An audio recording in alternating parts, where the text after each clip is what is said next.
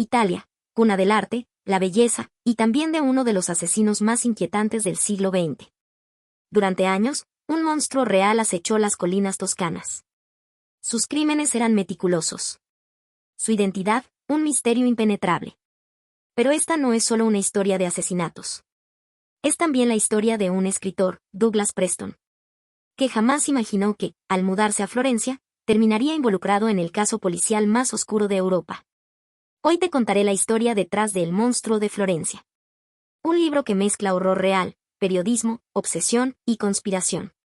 El monstruo de Florencia por Douglas Preston, narrado y analizado por Voces Literarias. Douglas Preston, reconocido autor estadounidense de novelas de suspenso, decide mudarse con su esposa Christine y sus hijos pequeños desde Maine hasta Italia, específicamente a una villa en las colinas de Fiesole, a las afueras de Florencia.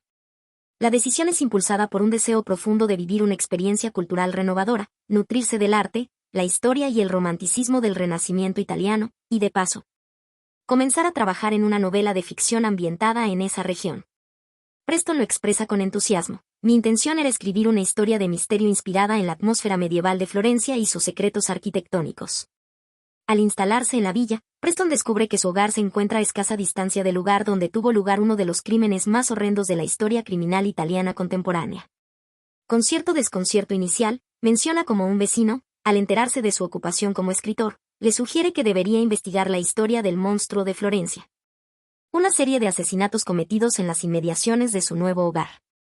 En palabras del autor, una noche, uno de nuestros vecinos me preguntó si sabía lo que había ocurrido detrás de nuestra casa. No tenía idea. Ahí mataron a una pareja. Fue obra del monstruo. Movido por una mezcla de curiosidad profesional y genuina inquietud, Preston comienza a leer sobre el caso.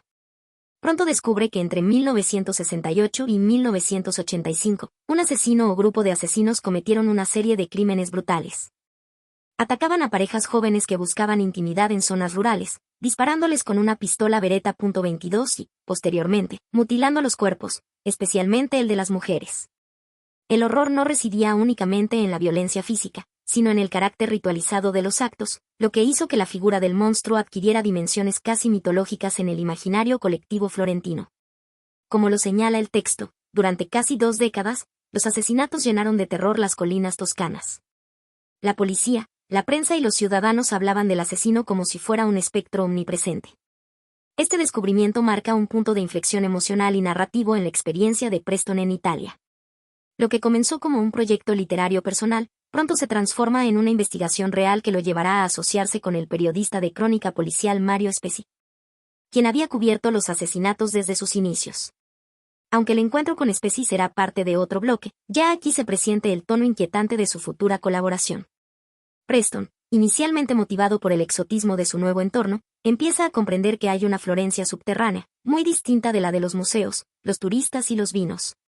Una ciudad que guarda una herida aún abierta, y que ha preferido muchas veces el olvido a la verdad. Su percepción del lugar cambia, y con ello su papel como observador externo se ve forzado a transformarse. Aquella noche ya no dormí bien, confiesa en las primeras páginas, reflejando cómo el crimen no solo había perturbado la historia reciente de la Toscana, sino que comenzaba a contaminar su experiencia vital, emocional e intelectual. Lo fascinante de esta introducción no radica solo en los hechos que Preston descubre, sino en cómo la atmósfera de terror soterrado va infiltrándose en su vida cotidiana. Esta primera parte del libro es un ejercicio meticuloso de cómo la realidad termina por imponerse a la ficción, forzando al autor a convertirse en investigador de un caso auténtico, no de una historia imaginada. El contraste entre la idealización del lugar y la violencia de su pasado es un tema que Preston explora con un cuidado casi antropológico. Es como si Florencia, símbolo del esplendor cultural de Occidente, albergara en sus márgenes el eco silenciado de una barbarie moderna. La narrativa de Preston se sitúa así en la intersección entre el paisaje estético y el crimen ritualizado, entre el bello renacimiento y la fealdad moral contemporánea.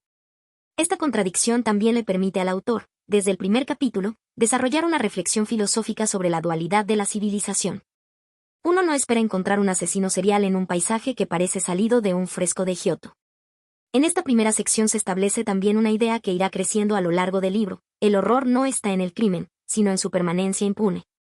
En el hecho de que ese terror colectivo nunca fue realmente procesado por la justicia ni por la memoria pública.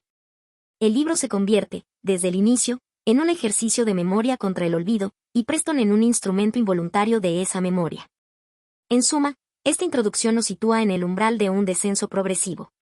Preston no entra en una casa encantada, sino en una historia encantada por el horror real, que lentamente irá minando su percepción de la justicia, de la verdad, y de su propia seguridad como extranjero en un lugar que creía conocer. El monstruo, desde este primer momento, deja de ser una figura del pasado para convertirse en una presencia constante, espectral e irresuelta. A inicios del año 2000, Douglas Preston, escritor estadounidense de thrillers, tomó la decisión de dejar su vida en Maine, Estados Unidos, para instalarse con su esposa Christine y sus hijos pequeños en la campiña de Florencia, Italia. Lo que inicialmente era un proyecto familiar y cultural se convirtió, sin advertencia previa, en la antesala de un largo descenso a los rincones más oscuros de la realidad italiana. El propósito de Preston era escribir una novela histórica ambientada en Florencia renacentista, con el arte y la arquitectura como escenario. Buscaba la inspiración de la tierra de Dante Alighieri, del Duomo y de los jardines de Boboli. Para ello, alquiló una villa en las colinas de Fiesole, rodeada de olivos y viñedos, desde donde se divisaba toda la ciudad. Sin embargo, apenas instalado, un vecino le hizo una advertencia críptica. Al enterarse de que Preston era escritor, le preguntó si sabía que justo detrás de su casa había ocurrido uno de los crímenes más atroces de la historia reciente de Italia. Intrigado, Preston preguntó a qué se refería, y la respuesta fue directa: ahí mataron a una pareja. Fue el monstruo. Movido por una mezcla de asombro y curiosidad, Preston investigó. Descubrió que durante los años 1970 y 1980, un asesino serial, o posiblemente más de uno, había cometido una serie de homicidios espantosos en las inmediaciones de Florencia. Las víctimas eran siempre parejas jóvenes que se apartaban en automóviles para tener intimidad en zonas rurales. El asesino los mataba con una pistola calibre .22 y luego mutilaba los cuerpos, en especial el de la mujer, extrayéndole órganos sexuales con precisión quirúrgica. Lo más perturbador no era solo la brutalidad, sino el hecho de que los asesinatos nunca habían sido resueltos. Nadie había sido condenado de forma definitiva, y las investigaciones se hallaban envueltas en conspiraciones, errores judiciales y una atmósfera de pánico colectivo. En palabras del propio Preston, el crimen parecía haber infectado el alma misma de la ciudad. El pasado no se había dormido en Florencia, solo había aprendido a susurrar. Esta revelación transformó por completo la experiencia italiana de Preston. Lo que empezó como una búsqueda de paz, belleza e historia, se convirtió en una confrontación con el miedo, el silencio institucional y una violencia encubierta por el tiempo. Aunque en esta sección el autor aún no inicia una investigación formal, ya se siembran las semillas del giro radical que tomará su vida personal y profesional en los años siguientes. Desde este primer momento, la obra propone una tensión entre apariencia y verdad. Lo que Preston encuentra no es el ideal renacentista que buscaba como escritor, sino una herida abierta escondida tras el paisaje bucólico. Esta contraposición entre el entorno estético y la memoria traumática marca el tono de todo el relato. El descubrimiento del monstruo no ocurre en un archivo ni en una entrevista, sino como un comentario casual de un vecino. Esto refuerza el carácter silencioso y persistente del horror, como si fuera parte del suelo mismo, una especie de cicatriz geográfica que nadie se atreve a mirar directamente. Además, el hecho de que el crimen ocurriera justo detrás de la casa del autor introduce un elemento simbólico poderoso. El pasado no está enterrado, solo está esperando ser recordado. El uso de la palabra monstruo sin más explicación revela cómo el asesino se ha transformado en un mito viviente, una figura espectral que sobrevive en los murmullos de los florentinos. No se trata solo de un criminal, sino de un fenómeno cultural y psicológico. Por otra parte, la experiencia de Preston como extranjero que llega sin saber lo que ocurrió refleja también la ignorancia histórica compartida. Lo monstruoso no está en el crimen solamente, sino en su olvido colectivo. En cómo una sociedad puede seguir su vida cotidiana mientras debajo de la superficie persiste lo no resuelto. Este primer contacto con el caso no solo cambia su percepción de Florencia, sino que inicia un proceso de desilusión progresiva, tanto del paisaje como de las instituciones, que se irá profundizando en las siguientes etapas del libro. Tras haberse mudado a la región de Florencia con su familia, Douglas Preston comenzó a integrarse en la comunidad local, buscando comprender no solo la cultura y la historia del lugar, sino también sus sombras más profundas. Fue en este contexto cuando tuvo un encuentro casual con Mario Spezzi, un periodista y escritor que llevaba años investigando el enigmático y terrorífico caso conocido como el monstruo de Florencia. Spezzi, con su conocimiento profundo y detallado de los asesinatos que habían sacudido la región durante décadas, se convirtió para Preston en una ventana directa al oscuro mundo que subyacía bajo la superficie pintoresca de la campiña italiana. La conversación con Spezzi fue un punto de inflexión que llevó a Preston a descubrir no solo la secuencia de crímenes violentos, sino también el entramado de secretos, errores judiciales y misterios sin resolver que envolvían el caso. No es solo un asesino, le explicó Spezzi, es una historia de miedo, poder y silencio que ha marcado a esta tierra durante mucho tiempo. Este encuentro, narrado en el libro con una mezcla de asombro y tensión, fue clave para que Preston decidiera profundizar en la investigación. No solo como observador externo sino como alguien involucrado emocionalmente en el misterio. Así, El monstruo de Florencia dejó de ser un relato distante para convertirse en un desafío personal y literario, cuyo peso crecería a lo largo de los meses y años siguientes. Desde un análisis más profundo, esta sección refleja cómo a menudo las investigaciones complejas comienzan en la interacción humana, en el contacto directo con quienes han vivido o estudiado de cerca los hechos. La figura de Mario Spezzi funciona como un catalizador que cambia la perspectiva de Preston, alejándolo de la mera curiosidad y acercándolo a una realidad cargada de implicaciones éticas, sociales y psicológicas. Además, el encuentro ilustra la importancia del periodismo y la memoria colectiva en la construcción de la verdad, especialmente cuando se enfrentan a estructuras de poder y silencios institucionales. Narrativamente, el cruce entre Preston y Spezzi representa también la convergencia de dos mundos, el extranjero que busca entender y el local que ha estado atrapado en la sombra del horror. Esta dualidad prepara el terreno para una investigación que no solo será sobre crímenes, sino sobre la naturaleza del miedo, la justicia y la historia misma de Florencia. De este modo, la introducción del personaje de Spezzi marca un antes y un después en la experiencia de Preston, señalando el inicio de un viaje en el que la realidad y el mito se entrelazan para revelar un panorama mucho más complejo y perturbador del que cualquier novela podría imaginar. Mientras Douglas Preston comenzaba a establecerse en Florencia, se enfrentó a los primeros indicios de que el caso del monstruo de Florencia superaba ampliamente el conocimiento popular y los relatos superficiales que circulaban en la sociedad local. Estas señales iniciales revelaron que lo que parecía un caso de crímenes aislados y atroces escondía una red mucho más profunda y compleja, con múltiples capas de secretos y conexiones insospechadas. Preston, atraído por la gravedad y el misterio de los hechos, documenta cómo poco a poco fue descubriendo que el fenómeno criminal no solo consistía en asesinatos brutales cometidos en las afueras de la ciudad, sino que involucraba estructuras sociales, judiciales y políticas que hasta entonces habían permanecido ocultas o protegidas por el silencio. Lo que parecía un simple asesino en serie pronto se transformó en una intriga que parecía extenderse mucho más allá de lo que cualquiera podía imaginar, narra Preston, señalando que cada nuevo dato descubierto abría un abismo de dudas y revelaciones. Estos primeros indicios se materializan en la identificación de patrones recurrentes, evidencias físicas y testimonios que comenzaron a contradecir las versiones oficiales. La investigación inicial de Preston lo condujo a observar que no era solo la violencia explícita lo que marcaba el caso, sino la manera en que esta violencia estaba insertada en el tejido social, y como la negación, la manipulación y el encubrimiento jugaban un papel fundamental. Era como si el monstruo no solo fuera un asesino, sino una sombra que habitaba en la misma esencia de la comunidad, escribe, reflejando el peso psicológico que esa revelación tuvo para él. Este fragmento inicial del libro pone en evidencia un aspecto crucial en las investigaciones de crímenes complejos: la diferencia entre la percepción pública y la realidad oculta detrás de los hechos. La intuición de Preston, guiada por su sentido periodístico y humano, lo lleva a romper con la narrativa oficial para adentrarse en una búsqueda de la verdad más incómoda y perturbadora. Este choque entre apariencias y verdades veladas es un tema que resuena no solo en este caso, sino en muchas investigaciones que enfrentan a la sociedad con sus propios límites y tabúes.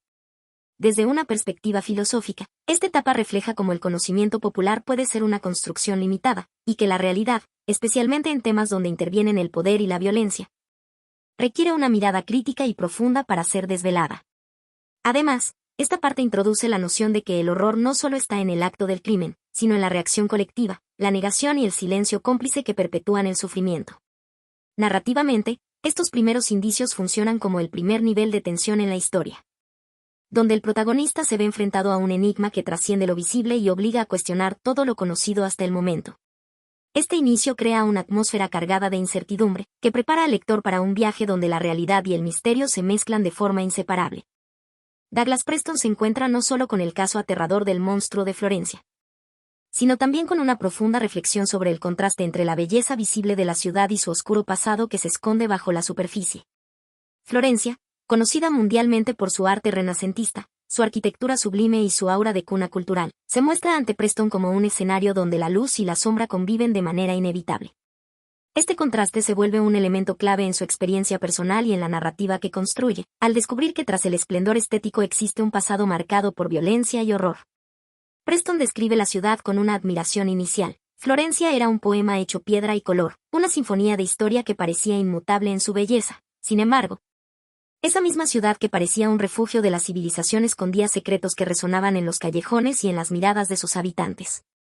Esta paradoja entre la magnificencia cultural y los crímenes atroces crea una tensión narrativa que subyace en toda la investigación. El autor se adentra en una meditación filosófica sobre cómo la belleza puede coexistir con la maldad y el sufrimiento, sugiriendo que el esplendor visible no siempre revela la verdadera esencia de un lugar. La reflexión gira en torno a la idea de que las ciudades, al igual que las personas, tienen capas y dualidades, una superficie luminosa y un subsuelo oscuro que, aunque oculto, influye en su carácter y destino. La belleza de Florencia no era un escudo que protegiera de la oscuridad, sino un velo que la hacía aún más inquietante, señala Preston, indicando que la ciudad misma parece guardar en silencio una historia que muchos prefieren ignorar. Este segmento del libro invita a pensar en cómo el entorno físico y cultural puede impactar en la percepción del mal y en la construcción de narrativas sobre el crimen y la violencia. Desde una perspectiva filosófica, la coexistencia de la belleza y el horror plantea preguntas sobre la naturaleza humana y social, sobre cómo lo sublime puede enmascarar lo trágico, y cómo la memoria colectiva a veces elige preservar solo una parte de la historia para proteger su propia identidad. En términos narrativos, esta reflexión establece el tono dual que permea la obra, un contraste entre el esplendor histórico y artístico y la crudeza del caso que se va desentrañando. Este contraste funciona como un motor para la tensión y la complejidad de la historia, reforzando la idea de que la realidad no es lineal ni simple, sino fragmentada y llena de contradicciones. Además, la mirada crítica de Preston sobre Florencia refleja un cuestionamiento universal sobre cómo las sociedades lidian con su pasado oscuro, muchas veces ocultándolo tras imágenes de grandeza y cultura. Esta dinámica es recurrente en las grandes urbes con historia, donde el mito y la memoria oficial compiten con las verdades incómodas que emergen con el tiempo. Entre los años 1968 y 1985, el libro narra con detalle la serie de 7 ataques cometidos por el llamado monstruo de Florencia, un asesino que elige siempre un mismo patrón. Parejas jóvenes que se encuentran en automóviles, usualmente en zonas rurales y apartadas. Esta cronología es presentada con precisión, mostrando cómo cada crimen sigue una mecánica similar que define la brutalidad y el misterio del caso. El primer ataque documentado ocurre en 1968, cuando una pareja es encontrada asesinada en su vehículo, con signos de extrema violencia y mutilación. Preston señala, los cuerpos estaban entrelazados, como si el asesino hubiera querido destruir no solo sus vidas, sino la unión que compartían. Este hecho marca el inicio de una cadena que se repetirá con escalofriante constancia. En los años siguientes, la misma escena se repite, parejas en automóviles en lugares aislados son víctimas del monstruo. En 1974 se registra otro ataque, donde la brutalidad del crimen llama la atención por el uso de armas blancas y el marcado ensañamiento en las heridas. Preston describe, los signos de tortura eran evidentes, una ejecución planificada que parecía buscar algo más allá del asesinato simple. A lo largo de esta etapa, los crímenes se vuelven una especie de ritual macabro, con elementos simbólicos que sugieren un patrón obsesivo y perturbador. En 1981 y 1983 ocurren 2 ataques más que, aunque con variaciones, mantienen la misma línea de violencia y modus operandi, con la particularidad de que las víctimas siempre son parejas, lo que genera un clima de terror y desconfianza entre quienes buscan privacidad en esos espacios alejados. Preston enfatiza la continuidad del horror. El monstruo no había cambiado, su método era un sello indeleble que desafiaba a la justicia a atraparlo. Finalmente, en 1985, se registra el último de estos ataques en la serie, consolidando el caso como uno de los más notorios en la historia criminal de la región. Este evento mantiene los elementos clásicos del monstruo, agresión extrema, parejas en el auto, zonas rurales y un dejo de misterio que sigue sin resolverse. Preston anota con precisión, cada crimen era una página en un libro sin final, una historia que parecía escrita por un ser fuera del tiempo y la ley. Este segmento del libro no solo detalla cronológicamente los ataques, sino que también invita a reflexionar sobre la naturaleza del mal cuando se manifiesta de forma repetitiva y ritualizada. La insistencia en las parejas como víctimas y el entorno apartado señalan una intención simbólica, que va más allá de la mera violencia física y se adentra en lo psicológico y lo social. Narrativamente, la presentación ordenada y cronológica de los crímenes genera una sensación de inevitabilidad y escalada, donde cada episodio construye una tensión creciente que atrapa al lector. El enfoque en la repetición del modus operandi subraya la persistencia del monstruo, que parece desafiar las capacidades de la justicia y la razón. Desde un análisis más amplio, estos crímenes reflejan cómo ciertos patrones de violencia pueden permanecer ocultos o impunes por largos periodos, especialmente cuando se vinculan a zonas rurales o marginales donde la intervención estatal es débil. Además, la naturaleza simbólica del asesinato de parejas en su privacidad sugiere una agresión hacia lo íntimo y lo social, una ruptura que impacta más allá de las víctimas directas. Esta sección abre la puerta a explorar no solo el caso particular, sino también la manera en que la sociedad, la cultura y el sistema legal enfrentan la presencia de un mal sistemático y oscuro, que desafía explicaciones simples y exige una búsqueda profunda de respuestas. Durante el periodo que va desde 1968 hasta 1985, en las zonas rurales cercanas a Florencia, se cometieron una serie de crímenes atroces que marcaron profundamente la historia criminal y social de la región. Estos asesinatos, que posteriormente serían atribuidos al monstruo de Florencia, siguieron un patrón extremadamente específico, convirtiéndose en una de las investigaciones más complejas y mediáticas de Italia en el siglo XX. Cronológicamente, la secuencia de los crímenes comienza con parejas jóvenes que buscaban intimidad en áreas aisladas, especialmente en bosques y colinas. El asesino empleaba una pistola Beretta calibre .22 con balas Winchester Serie H. Detalle que no solo se convirtió en una marca registrada de los homicidios, sino que también orientó las investigaciones policiales durante años. El autor describe con precisión cómo estas balas tenían un poder letal y silencioso, facilitando la ejecución rápida y casi impune. La Beretta .22, con sus balas Winchester de la serie H, era el arma perfecta para un asesino que operaba en la penumbra, dejando tras de sí cuerpos sin vida y un rastro de terror. Los ataques siempre ocurrían en la noche, bajo condiciones que favorecían la impunidad del agresor, y con una violencia que iba más allá del disparo. Tras asesinar a las parejas, el monstruo mutilaba sistemáticamente los cuerpos, principalmente el de las mujeres, realizando cortes precisos y rituales que indicaban una motivación más allá del simple homicidio. Preston detalla que los cuerpos mostraban signos claros de una violencia ritual, una especie de mensaje que desafiaba a las autoridades a descifrar su significado. Durante estos años, la policía trató de encontrar patrones, sospechosos y motivaciones, pero el asesino parecía siempre un paso adelante. Se registraron varios atentados y se identificaron ciertas coincidencias en los tiempos y los lugares, pero la identidad real del culpable nunca llegó a concretarse. La frustración de la justicia se convirtió en parte de la narrativa del caso. En esta sección, Preston no solo relata la cronología de los crímenes, sino que expone la atmósfera de miedo constante que se apoderó de las comunidades rurales, que se tornaron en escenarios de vigilancia y desconfianza. Los habitantes ya no se sentían seguros en sus propios territorios, la noche se volvió enemiga y los bosques dejaron de ser refugio para convertirse en trampas mortales. Este detallado relato de la secuencia criminal muestra cómo el modus operandi del asesino, el uso de un arma específica y un patrón ritualista, se convierte en un sello distintivo, facilitando la tarea de identificación, pero también complicándola, ya que la precisión y repetición generan una atmósfera de terror meticuloso y calculado. La precisión de la elección del arma, la Beretta .22 con balas Winchester Serie H, refleja no solo el conocimiento técnico del agresor, sino también su intención de causar el máximo daño con la mínima exposición, un detalle que recuerda a otros asesinos seriales en la literatura criminal como Jack el Destripador o Ted Bundy, quienes usaban sus conocimientos para evadir a la justicia. Por otro lado, la mutilación ritual que se presenta es comparable a la que se describe en libros como El silencio de los corderos, donde el asesino crea una simbología macabra en sus crímenes que habla de una mente profundamente perturbada y ritualística. En el caso del monstruo de Florencia, la violencia no es solo física sino simbólica, casi una llamada a la oscuridad que vive en las entrañas del ser humano, una sombra que convive con la belleza histórica y cultural del lugar. En cuanto a la vida real, estos crímenes ocurrieron en un contexto social de Italia entre los años 60 y 80. Un periodo de grandes transformaciones políticas y culturales donde la justicia enfrentaba desafíos considerables, y la eficacia policial aún se veía limitada por la falta de tecnología avanzada. El miedo colectivo generado se potenció por la invisibilidad del agresor, un fenómeno social que ha sido estudiado por sociólogos y criminólogos como un factor clave en la psicología del miedo urbano y rural. En síntesis, esta parte del libro no solo narra hechos concretos, sino que introduce al lector en la compleja interacción entre la técnica criminal, la psicología del horror y la respuesta social. El arma Beretta .22 y las balas Winchester Serie H se convierten en símbolos de un mal preciso y enigmático que desafió durante años la justicia italiana, dejando una huella imborrable en la memoria colectiva.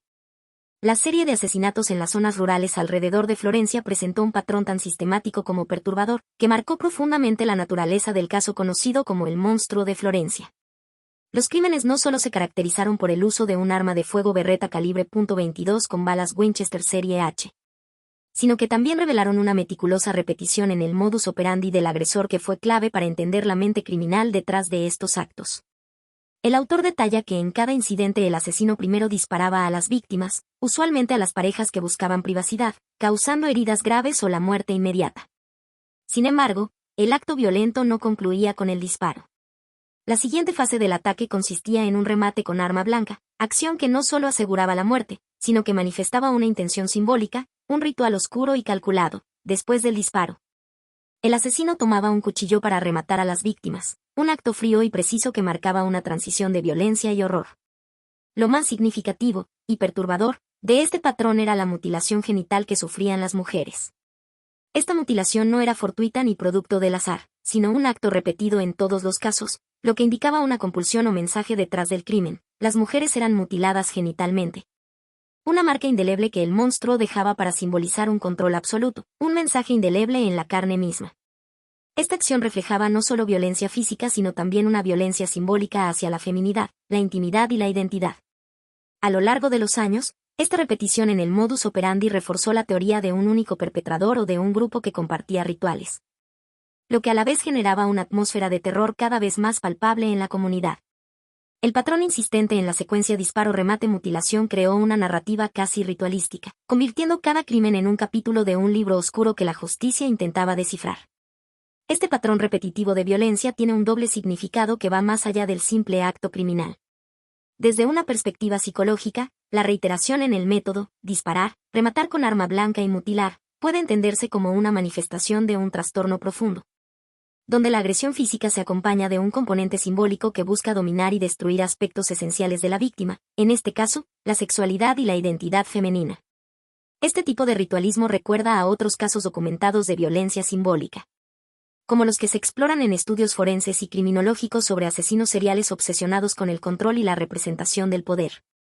En la vida real, estos patrones de violencia ritual suelen estar relacionados con la psicopatología y a menudo reflejan una narrativa interna del agresor, que utiliza el crimen como medio para expresar conflictos profundos o traumas.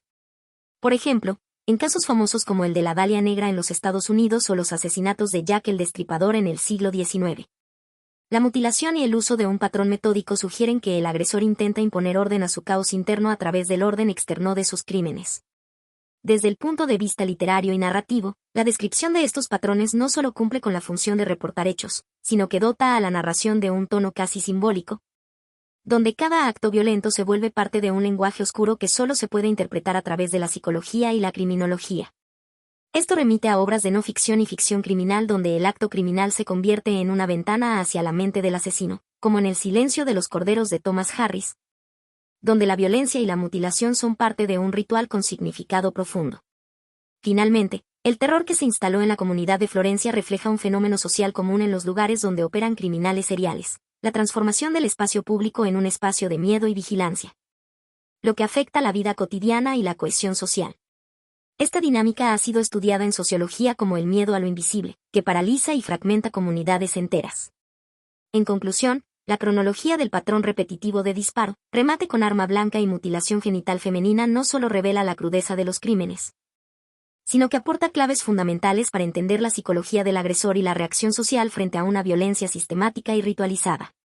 En la cronología del caso del monstruo de Florencia, las primeras investigaciones que se emprendieron tras el primer asesinato registrado en 1968 marcaron el inicio de una serie de errores judiciales y confusiones que afectaron la búsqueda de justicia durante años. Según el relato de Douglas Preston, las autoridades italianas, ante la presión social y la falta de pistas claras, decidieron vincular el crimen a un sospechoso identificado como Stefano Mele, un joven local cuyo perfil encajaba con la imagen de un posible culpable en aquella época. Este primer intento por cerrar el caso se basó en indicios superficiales y en un contexto en que la policía buscaba un rostro visible para calmar a la opinión pública. La investigación se centró en Mele a partir de testimonios y algunas evidencias circunstanciales, pero sin un análisis profundo ni científico riguroso. El autor explica cómo las autoridades, en su afán de resolver rápidamente el caso, cometieron errores graves, se acusó a Stefano Mele con base en testimonios inconsistentes y pruebas dudosas, sin considerar la posibilidad de un perpetrador serial con un modus operandi mucho más elaborado. Además, el proceso judicial contra Mele estuvo marcado por irregularidades y una presión mediática que distorsionó la realidad, generando un ambiente donde la justicia parecía subordinada al espectáculo público. La rapidez con que se señaló a Mele como culpable parecía más un acto político que un procedimiento judicial justo, señala Preston. Este error de enfoque llevó a que se pasaran por alto otras pistas esenciales y permitió que el verdadero monstruo continuara operando en las sombras. Este episodio inicial de la investigación refleja una problemática común en la historia de la justicia penal. La presión social y mediática puede llevar a conclusiones apresuradas y a la culpabilización errónea de individuos inocentes, fenómeno que lamentablemente se repite en muchos casos criminales a nivel mundial. La experiencia con Stefano Mele ejemplifica cómo la falta de rigor científico y la urgencia de encontrar un culpable pueden obstruir la verdadera búsqueda de la verdad. Comparativamente, en la vida real, muchos sistemas judiciales han sufrido estas fallas, especialmente en casos mediáticos donde la justicia se ve forzada a actuar rápidamente para tranquilizar a la sociedad. Pero terminan cometiendo errores que generan daños irreparables en la vida de los acusados. Esta dinámica también ha sido explorada en la literatura criminal, como en el libro Los hombres que no amaban a las mujeres de Germán y Michael, donde el sistema judicial es un ente falible, influido por prejuicios y errores humanos. Por otra parte, este punto del relato invita a reflexionar sobre la importancia del método científico y la paciencia en las investigaciones criminales, ya que la premura puede nublar el juicio y favorecer a los verdaderos culpables, en lugar de atraparlos. Además, muestra cómo la justicia no solo es un sistema legal, sino un complejo entramado social que debe resistir presiones externas para funcionar correctamente. En conclusión, la vinculación de Stefano Mele al primer asesinato simboliza un error fundamental en la historia del caso del monstruo de Florencia, la ceguera institucional que privilegió la inmediatez sobre la verdad. Un factor que prolongó el terror y la impunidad durante años. Las primeras investigaciones judiciales revelan un patrón preocupante de condenas basadas en pruebas poco sólidas, reflejando una justicia italiana que avanzó erráticamente, persiguiendo diferentes sospechosos sin un hilo conductor coherente. Tras vincular inicialmente a Stefano Mele con el asesinato de 1968, las autoridades, ante la ausencia de evidencia concluyente, procedieron a señalar a otros individuos a lo largo del tiempo, en un esfuerzo por cerrar cada etapa del caso. Este proceder disperso y sin rigor, caracterizado por la búsqueda de culpables rápidos más que por un análisis profundo, llevó a múltiples errores judiciales que dañaron la credibilidad del sistema y prolongaron la impunidad. Preston documenta cómo la justicia italiana oscilaba entre sospechosos, como si cazara sombras, condenando sin pruebas firmes y sin comprender la verdadera naturaleza del monstruo que acechaba. En diferentes momentos, hombres fueron arrestados, juzgados y condenados basándose en testimonios débiles, presiones sociales y evidencias circunstanciales, sin una conexión clara que unificara las etapas del caso ni explicara el patrón metódico del crimen. Esta dispersión generó confusión pública y una sensación de que la justicia era errática y fragmentaria. Además, el autor subraya la falta de una línea investigativa coherente. Los procesos se sucedían sin un plan estratégico, como piezas sueltas de un rompecabezas que nunca encajaba. Esta fragmentación, combinada con la intervención mediática, distorsionó la percepción del caso y dificultó el avance hacia la verdad. Se ignoran técnicas forenses avanzadas y se repiten errores que favorecen la continuidad del crimen. En este contexto, la dinámica judicial mostrada en el libro refleja una problemática universal y atemporal, la vulnerabilidad de los sistemas de justicia ante la presión social y mediática, que en ocasiones priorizan la rapidez sobre la veracidad. Es comparable a otros casos criminales famosos en la historia real, donde condenas apresuradas y sin fundamento llevaron a injusticias notorias, como ocurrió en el caso de los 5 de Central Park en Estados Unidos, que demuestra la importancia de preservar la integridad investigativa para evitar daños irreparables a inocentes. Literariamente, la confusión y la fragmentación judicial evocan obras de crítica social y policial como El proceso de Franz Kafka, donde la justicia aparece absurda y arbitraria, dejando al acusado a merced de un sistema inexplicable y fallido. En este sentido, el libro de Preston no solo es un relato de crímenes, sino un espejo que revela las falencias humanas y estructurales detrás del aparato legal. Finalmente, esta parte del relato invita a reflexionar sobre la necesidad imperiosa de fortalecer las instituciones judiciales con rigor científico y transparencia, evitando que la impaciencia social distorsione la justicia y se perpetúe el sufrimiento de víctimas y acusados. La dispersión de sospechosos sin pruebas sólidas no solo entorpece la resolución de casos, sino que erosiona la confianza pública en la ley, un riesgo grave que persiste en muchas sociedades contemporáneas. Durante las primeras investigaciones del caso, aparece una teoría que marcaría un giro fundamental en la comprensión del crimen, la hipótesis de una conspiración o la posibilidad de varios asesinos trabajando en grupo. Este planteamiento surge tras observar patrones y elementos en las escenas de los crímenes que no se ajustaban a la lógica de un solo agresor, lo que llevó a pensar que más de una persona podría estar implicada en los asesinatos. A lo largo de la cronología narrada, desde finales de la década de 1960 hasta mediados de los años 80, las autoridades y algunos investigadores independientes comienzan a contemplar la idea de que el monstruo no es un individuo solitario, sino un colectivo organizado o una secta con motivos ocultos. Preston describe cómo las inconsistencias en las evidencias y la complejidad de los rituales macabros sugieren la mano de varios actores, cada uno con roles específicos dentro del oscuro entramado.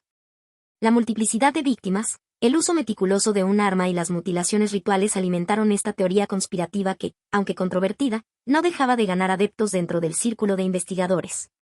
Esta hipótesis se ve reforzada por la dificultad para encontrar un solo sospechoso que pueda explicar todos los detalles de los crímenes, y por la presencia de elementos simbólicos y esotéricos en las escenas, que apuntaban a motivaciones más allá de un simple asesino en serie. El libro señala cómo las investigaciones fragmentadas y los errores judiciales previos dejaron espacio para esta teoría que, aunque nunca probada, se convirtió en un eje explicativo para los episodios más oscuros y complejos del caso. Este desarrollo de la teoría conspirativa refleja un fenómeno frecuente en crímenes complejos y mediáticos, donde la falta de respuestas claras propicia la creación de narrativas que intentan ordenar el caos, pero que a su vez pueden complicar aún más la investigación. En la vida real, casos como el de los asesinatos de Jack el Destripador o incluso eventos como el asesinato de Kennedy han generado múltiples teorías conspirativas, mostrando la tendencia humana a buscar patrones y explicaciones colectivas cuando el terror y la incertidumbre predominan. Desde una perspectiva literaria, esta evolución en la narrativa del caso recuerda obras como El nombre de la rosa de Umberto Eco, donde el misterio está envuelto en conspiraciones y juegos de poder que dificultan discernir la verdad. Preston, con su enfoque periodístico y narrativo, no solo presenta los hechos sino que también muestra cómo las teorías, incluso sin pruebas concluyentes, moldean la percepción pública y afectan el rumbo de la justicia. Finalmente, esta parte del relato invita a reflexionar sobre la delgada línea entre investigación legítima y especulación, y cómo la necesidad de respuestas en contextos de miedo puede conducir a conclusiones apresuradas o infundadas. El desafío, tanto para la justicia como para la sociedad, es mantener la claridad y la evidencia científica como faros que guíen, evitando que las teorías conspirativas nublen la búsqueda de la verdad. El caso va mucho más allá de una simple investigación criminal y se transforma en un fenómeno cultural y social que alimenta rumores, leyendas urbanas y especulaciones de naturaleza casi sobrenatural. A partir de los años 70 y hasta mediados de los 80, conforme los asesinatos continúan y la justicia parece incapaz de resolverlos, la figura del monstruo adquiere una dimensión mítica, alimentada por rumores que involucran ritos satánicos, cultos secretos y conspiraciones vinculadas a poderes ocultos en la sociedad italiana. La cronología presenta cómo, tras la publicación de ciertos detalles sobre los crímenes, la prensa y la opinión pública comienzan a construir una imagen del asesino que trasciende lo humano, asociándolo con fuerzas oscuras y rituales esotéricos. Preston apunta que las mutilaciones y el simbolismo de las escenas llevaron a especulaciones sobre sacrificios y rituales satánicos, creando un clima de miedo e incertidumbre que afectó profundamente a la región. La sombra de un culto secreto que protegía o incluso promovía los crímenes se volvió un tema recurrente en la prensa, alimentando la paranoia social y dificultando la tarea de los investigadores. En paralelo, surgieron mitos que rodeaban al monstruo, vinculándolo con una suerte de entidad maligna que tenía un propósito más allá del simple asesinato, una especie de castigo o purificación a través del sacrificio. Esta mitificación incrementó la presión social y política para resolver el caso, aunque también desvió la atención de los hechos concretos hacia teorías conspirativas difíciles de probar. El monstruo se convirtió en un símbolo de los temores colectivos de la época, reflejo de una sociedad que veía en lo oculto una explicación a la violencia inexplicable, escribe Preston. Este proceso de transformación del asesino en una figura mítica no es exclusivo de este caso. En la vida real, muchas investigaciones de crímenes sin resolver generan narrativas similares, como ocurrió con Jack el Destripador en Londres o el caso del asesino del Zodíaco en Estados Unidos, donde la incertidumbre y la ausencia de justicia alimentan mitos y leyendas que superan a la realidad. Desde la perspectiva literaria y sociológica, este fenómeno evidencia cómo el miedo y la necesidad de explicación pueden construir narrativas simbólicas que intentan dar sentido a lo irracional. Además, esta mitificación puede convertirse en un obstáculo para la justicia, ya que desdibuja los hechos y crea una atmósfera en la que la racionalidad se ve desplazada por el rumor y la especulación. En este sentido, la obra de Preston invita a reflexionar sobre el papel de los medios y la sociedad en la construcción de estas figuras, y sobre la importancia de mantener la objetividad y la búsqueda basada en evidencias concretas para no caer en la trampa de las falsas certezas. Literariamente, el proceso recuerda obras de terror y misterio donde el antagonista trasciende su condición humana para convertirse en un símbolo, como en El Resplandor de Stephen King, donde lo oculto y lo sobrenatural mezclan el miedo con lo real. En el caso de El monstruo de Florencia, esta mezcla de realidad y mito refleja también las tensiones sociales y políticas de la Italia de finales del siglo XX, donde la incertidumbre sobre las instituciones y el poder se manifestaba en la narrativa popular. El autor expone cómo el caso se convierte en un fenómeno mediático a nivel nacional en Italia durante las décadas de los 70 y 80. A medida que los asesinatos continúan sin resolverse, la prensa intensifica la cobertura, amplificando el miedo colectivo y transformando la investigación en un espectáculo público. Preston narra cómo los medios de comunicación convirtieron al asesino en una leyenda urbana, un monstruo intangible cuya existencia se alimentaba más del temor que de pruebas concretas. La cronología de los hechos muestra que este fenómeno mediático no solo alteró la percepción pública, sino que también deformó la propia investigación policial. El autor describe que la obsesión por el monstruo, por las explicaciones sensacionalistas y conspirativas, desplazó la búsqueda racional de evidencias y la paciencia necesaria para desenmarañar un caso complejo. En este sentido, se analiza el miedo como una estructura social que influye en la interpretación de los hechos, creando un entorno donde la lógica se ve socavada por la ansiedad colectiva. Douglas Preston reflexiona sobre cómo la narrativa del horror comenzó a reemplazar la búsqueda objetiva de la verdad. Cuando la sociedad se aferra al miedo, el horror se vuelve un relato dominante que eclipsa la investigación científica, dejando en segundo plano la importancia de la evidencia y la justicia. Esta transformación del caso en un relato de terror hizo que la realidad fuera filtrada a través del prisma del miedo, dificultando que la justicia actuara con la claridad y rigor necesarios. Este fenómeno mediático y social tiene paralelismos con otros casos criminales en la historia, donde la prensa y la cultura popular han convertido a los criminales en figuras míticas, como sucedió con Jack el Destripador o el asesino del Zodíaco, generando un imaginario colectivo que puede distorsionar el proceso judicial y la percepción social. Desde un punto de vista sociológico, el miedo funciona como un mecanismo que cohesiona y fragmenta al mismo tiempo, movilizando a la sociedad hacia una búsqueda de sentido que a menudo sacrifica la racionalidad por la emotividad. Literariamente, esta transformación del caso real en una narrativa de horror recuerda las obras de gótico y misterio donde el monstruo simboliza temores colectivos. Desde el Drácula de Bram Stoker hasta el Frankenstein de Mary Shelley. En el contexto del caso de Florencia, el monstruo se convierte no solo en un asesino, sino en un símbolo de la ansiedad social, la desconfianza hacia las instituciones y la fragilidad de la verdad frente al poder del miedo. Desde finales del siglo XX y durante varias décadas, Mario Spezia emerge en la narrativa del caso como una figura central en la búsqueda de la verdad detrás del monstruo de Florencia. Su papel como periodista independiente y apasionado investigador es retratado con un énfasis en su persistencia, compromiso y riesgo personal, ya que Spezia dedicó años enteros a desentrañar las complejidades de los asesinatos y la respuesta institucional que los rodeaba. A lo largo de su investigación, Spezia profundiza en detalles ignorados o minimizados por las autoridades oficiales, buscando no solo respuestas, sino también una exposición crítica de las falencias en la investigación policial y judicial. Su trabajo se caracteriza por una constante revisión de testimonios, reconstrucción de hechos y cuestionamiento abierto a versiones oficiales. Durante años, Spezia siguió pistas, habló con testigos y cuestionó a los investigadores, desafiando la narrativa impuesta y poniendo en jaque a quienes intentaban silenciar la verdad. El autor destaca la naturaleza casi obsesiva del compromiso de Spezia, quien asume un rol que va más allá del simple reporteo para convertirse en un verdadero guardián de la memoria de las víctimas y un impulsor de la justicia. Su acercamiento al caso combina el periodismo de investigación con un rigor documental que busca entender no solo el crimen, sino también el contexto sociocultural que permitió que estos horrores permanecieran ocultos o fueran mal interpretados. Spezia no solo perseguía al asesino, sino también la verdad que la sociedad y las autoridades preferían olvidar. El papel de Mario Spezia en el libro representa un ejemplo claro de cómo el periodismo investigativo puede convertirse en un instrumento crucial para la justicia, especialmente en casos donde las instituciones fallan o están comprometidas. Su persistencia recuerda el trabajo de periodistas como Bob Woodward y Carl Bernstein durante el caso Watergate en Estados Unidos, donde la labor periodística fue vital para revelar corrupción y defender la transparencia. Spezia personifica la función ética del periodismo, la búsqueda incansable de la verdad frente a la burocracia, la desinformación y la negación social. Su dedicación pone en evidencia la importancia de voces independientes que desafían relatos oficiales, algo fundamental en sociedades donde la información es a menudo manipulada o censurada. En este sentido, su figura recuerda también a la literatura de no ficción criminal como In Cold Blood de Truman Capote, donde el rigor documental y la narrativa se combinan para dar cuenta de la complejidad humana detrás del crimen. Además, la experiencia de Specie refleja un fenómeno real en muchos casos de criminalidad serial, la necesidad de que periodistas comprometidos tomen la iniciativa para destapar fallos y omisiones.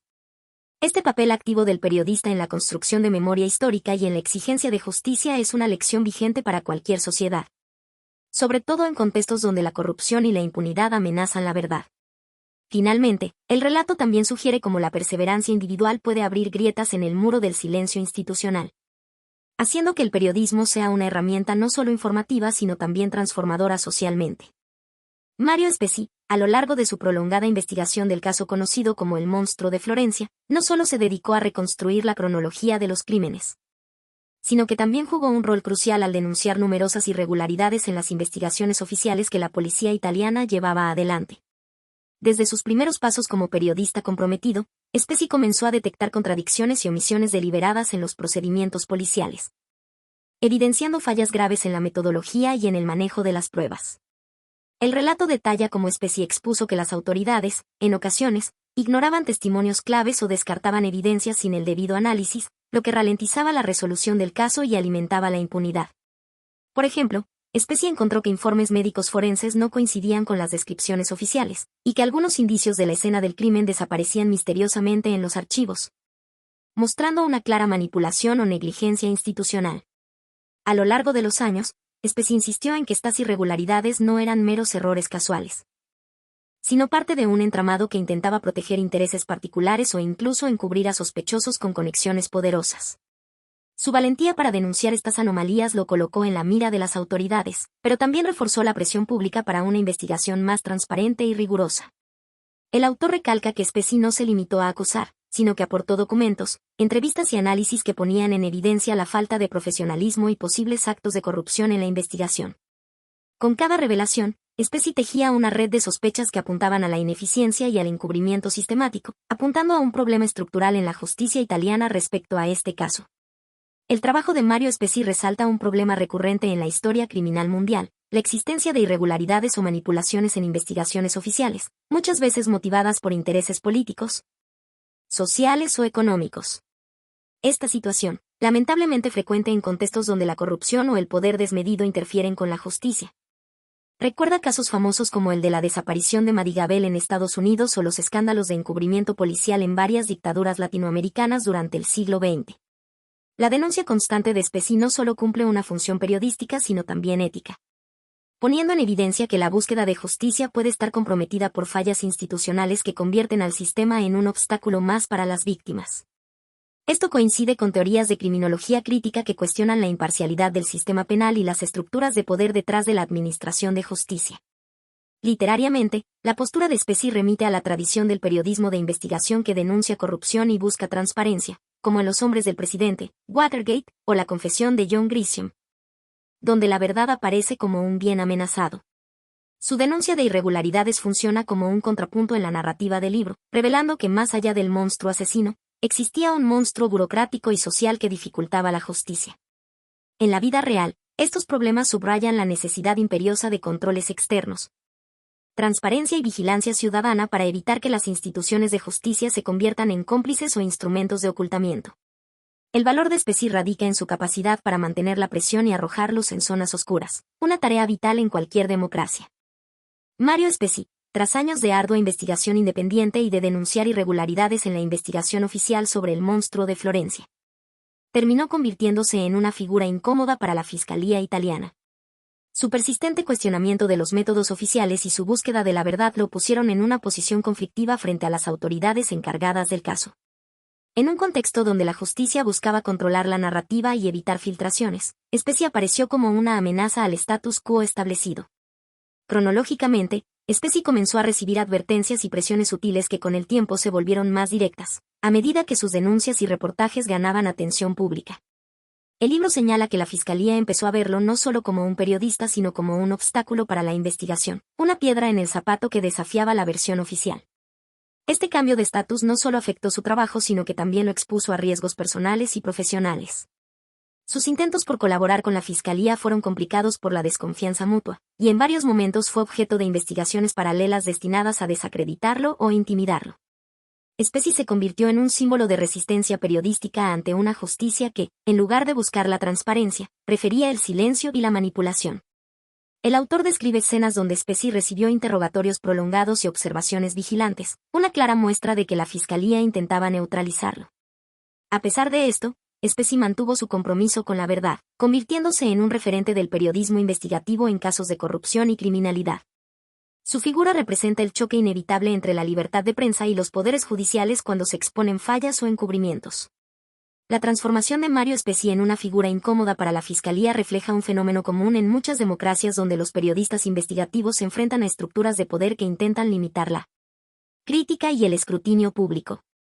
Esta dinámica recuerda casos emblemáticos como el de Watergate en Hermione, donde periodistas se convirtieron en molestos para la administración política. O situaciones actuales donde la prensa independiente es atacada por gobiernos o instituciones. Desde un punto de vista teórico, esta confrontación puede ser interpretada bajo el prisma de la teoría crítica de la comunicación, que señala cómo el control de la información es un mecanismo de poder para preservar intereses dominantes.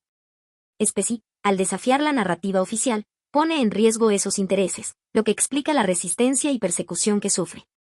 La experiencia de Specie también conecta con la literatura de denuncia y periodismo de investigación que ha marcado el siglo XX y XXI, donde figuras como Truman Capote con La Sangre Fría o Bob Woodward con Los Hombres del Presidente evidencian el precio personal y profesional de buscar la verdad en ambientes hostiles. Finalmente, en la vida real, este caso subraya la importancia de proteger la libertad de prensa y garantizar que los periodistas puedan trabajar sin miedo a represalias, especialmente en temas sensibles como la justicia y la seguridad pública. La historia de Specie es un recordatorio contundente del papel crucial que desempeña la prensa libre en la construcción de sociedades transparentes y democráticas. Mario Specie, reconocido periodista italiano, desempeña un papel crucial como contrapoder frente al Estado en la investigación del monstruo de Florencia. Desde sus primeros acercamientos al caso, Specie se convierte en un investigador incansable que no solo reporta hechos, sino que desafía activamente la versión oficial impuesta por la Fiscalía y las fuerzas policiales. En la cronología del relato, Specie va construyendo un cuerpo de trabajo periodístico que denuncia inconsistencias, manipulaciones y posibles encubrimientos en la investigación oficial. El autor señala que Specie entendió que su labor no era simplemente informar, sino proteger la verdad ante un sistema que parecía más interesado en controlar la narrativa que en resolver el caso. A lo largo del tiempo, Specie enfrenta múltiples riesgos, desde presiones institucionales hasta investigaciones dirigidas en su contra, que buscan desacreditarlo y limitar su influencia. Este desgaste personal y profesional es descrito en el libro cuando menciona que la Fiscalía veía en Specie una amenaza directa a su autoridad y comenzó a perseguirlo con la misma intensidad que al supuesto culpable. La tensión entre el periodista y el Estado refleja el choque inevitable entre un poder que busca preservar su imagen y la función del periodismo como vigilancia ciudadana. Specie no solo investiga sino que también denuncia públicamente las irregularidades, exponiendo una investigación judicial que a menudo se orienta más a justificar hipótesis preconcebidas que a descubrir la verdad. Así, su papel se vuelve vital para evitar que la justicia se convierta en una maquinaria de simulación, y para que el público tenga acceso a una visión crítica y fundamentada. En sus palabras recogidas en el libro, el periodismo debe ser la última defensa contra la injusticia, y cuando se enfrenta a un monstruo, no es solo el criminal, sino el sistema mismo el que debe ser vigilado. El relato de Specie es una clara manifestación del concepto clásico de periodismo como cuarto poder, que debe actuar como control y contrapeso frente al poder estatal y judicial. Su labor encarna la función social del periodismo investigativo, fundamental para la democracia y la transparencia, pero que también conlleva grandes riesgos personales y profesionales, algo recurrente en la historia del periodismo mundial. Esta dinámica recuerda casos emblemáticos en la historia reciente, como los trabajos de Bob Woodward y Carl Bernstein en Hermione, quienes desenmascararon la corrupción en la Casa Blanca, enfrentándose a presiones similares. También conecta con la literatura de denuncia de autores como Truman Capote y su A Sangre Fría, que marcó un antes y un después en el periodismo narrativo, mostrando cómo contar la verdad puede convertirse en un acto de valentía. En el contexto real, la historia de Specie pone en evidencia los dilemas que enfrentan los periodistas en sistemas judiciales y políticos con intereses particulares, donde la búsqueda de justicia puede ser subordinada a objetivos políticos o mediáticos. El libro, a través del ejemplo de Specie, Invita a reflexionar sobre la necesidad de proteger y valorar el periodismo independiente como pilar insustituible para evitar abusos de poder y garantizar sociedades informadas. Así, el caso del monstruo de Florencia no solo es un crimen brutal, sino también un espejo que refleja las tensiones entre verdad, poder y justicia, donde el periodista como especie es fundamental para mantener el equilibrio. Durante la colaboración cercana entre Douglas Preston y Mario Spezzi para escribir el libro sobre el monstruo de Florencia, el rol de Preston como simple observador comenzó a transformarse dramáticamente. Al avanzar en la investigación conjunta y volcar sus hallazgos en el texto, Preston llamó la atención de la Fiscalía, que empezó a verlo no solo como un periodista o escritor, sino como un posible sospechoso en la trama judicial. En la narrativa cronológica, se describe que la Fiscalía incrementó la presión cuando Preston empezó a hacer preguntas incómodas y a seguir pistas que no encajaban con la versión oficial, lo que generó un giro inesperado en la historia. La tensión escaló rápidamente cuando las autoridades comenzaron a investigar a Preston, sometiéndolo a interrogatorios y seguimiento, implicándolo en maniobras de obstrucción o encubrimiento. El libro relata que Preston se encontró de repente bajo la sombra de una acusación que parecía más un intento de silenciarlo que una investigación justa. Este cambio radical en su situación personal evidenció los peligros de enfrentarse a instituciones acostumbradas a mantener un relato oficial inamovible.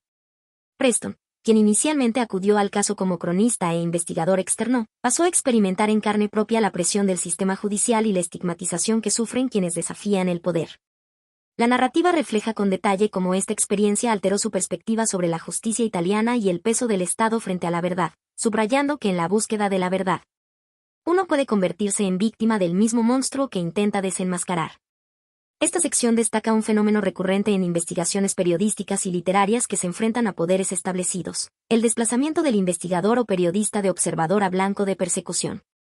La experiencia de Preston refleja cómo en contextos donde la justicia está politizada o poco transparente, la línea entre investigador y sospechoso puede volverse difusa, evidenciando las vulnerabilidades del sistema.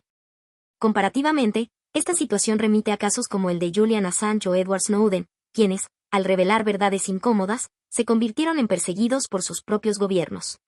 La narrativa también recuerda la novela Los crímenes de la calle Morgue de Edgar Allan Poe, donde la investigación de un crimen se vuelve un laberinto oscuro para quien busca la verdad. Además, la experiencia de Preston pone en relieve un aspecto humano y ético crucial en la investigación: la valentía necesaria para persistir frente a la amenaza y la importancia de la protección legal y social para quienes ejercen el periodismo de investigación. Su transformación de cronista a acusado no solo ilustra las tensiones del caso monstruo de Florencia, sino que también representa un símbolo universal del costo de buscar justicia cuando ésta es resistida por el poder.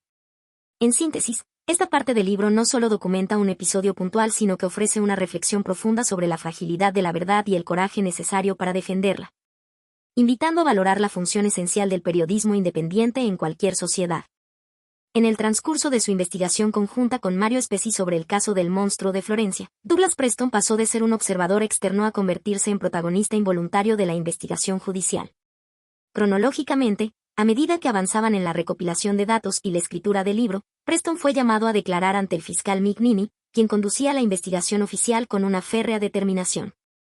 En esta etapa, Preston se enfrentó a un interrogatorio intenso y prolongado, donde Mick Ninney lo cuestionó minuciosamente sobre sus movimientos, sus contactos y sus motivaciones. Esta situación se volvió tensa, pues la fiscalía no solo buscaba obtener información, sino que empezó a insinuar que Preston podría ser cómplice o encubridor de los hechos, lo que generó una atmósfera de presión y desconfianza. El interrogatorio fue más allá de una simple diligencia legal. Preston fue amenazado con posibles cargos penales, algo que se narró con detalle en el libro, señalando que el fiscal Mick Ninney no ocultaba la intención de utilizar la ley para silenciar cualquier voz crítica o que pusiera en duda la versión oficial. Esta amenaza legal impactó profundamente a Preston, quien hasta entonces se consideraba un investigador imparcial, y ahora debía enfrentar la posibilidad de consecuencias legales graves solo por ejercer su trabajo periodístico. Esta parte del relato expone la fragilidad del equilibrio entre la justicia y el abuso de poder en sistemas judiciales donde la transparencia es limitada. La experiencia de Preston al ser interrogado y amenazado refleja cómo, en ciertos contextos, las instituciones pueden usar sus recursos legales no para esclarecer la verdad, sino para proteger intereses ocultos, intimidar a críticos o desviar la atención de fallas graves. Este tipo de acoso institucional se observa en otros casos reales de periodistas e investigadores enfrentados a gobiernos o fiscalías poco transparentes, recordando la persecución de figuras como Anna Politkovskaya en Rusia o Jamal Khashoggi en Arabia Saudita, donde el poder estatal se emplea para callar y disuadir. Desde una perspectiva literaria, la transformación de Preston de cronista a sospechoso genera una tensión narrativa poderosa, que refuerza la atmósfera de misterio y conspiración que rodea el caso. Este giro recuerda la novela El nombre de la rosa de Umberto Eco, donde la búsqueda de la verdad desencadena persecuciones y conflictos con la autoridad eclesiástica. Finalmente, esta sección subraya una reflexión universal sobre la importancia de la independencia y protección de la prensa y los investigadores. La amenaza legal contra Preston no solo era un ataque personal sino un intento de controlar la narrativa pública, evidenciando que la verdad puede ser uno de los recursos más vulnerables cuando se enfrenta a poderes con intenciones opacas. Durante el desarrollo de la investigación y escritura sobre el caso del monstruo de Florencia, la situación dio un giro dramático cuando Mario Spezzi, el periodista que llevaba años siguiendo el caso, fue arrestado por la fiscalía bajo acusaciones que él y muchos consideraron infundadas y motivadas por represalias. Cronológicamente, después de que Spezzi se convirtió en una voz incómoda para las autoridades, cuestionando la veracidad y los métodos de la investigación oficial, la fiscalía inició cargos en su contra que derivaron en su encarcelamiento. El libro describe detalladamente este evento, señalando que la detención de Spezzi no solo buscaba silenciarlo, sino también enviar un mensaje a cualquiera que osara desafiar la versión oficial. Spezzi fue acusado formalmente sin pruebas contundentes, en un proceso marcado por irregularidades, lo que reflejaba un uso abusivo del poder judicial. Durante su tiempo en prisión, la narrativa resalta momentos de aislamiento y el impacto personal y profesional que sufrió, mencionando que el encarcelamiento de Spezzi evidenció la fragilidad de la justicia cuando se mezcla con intereses políticos y mediáticos.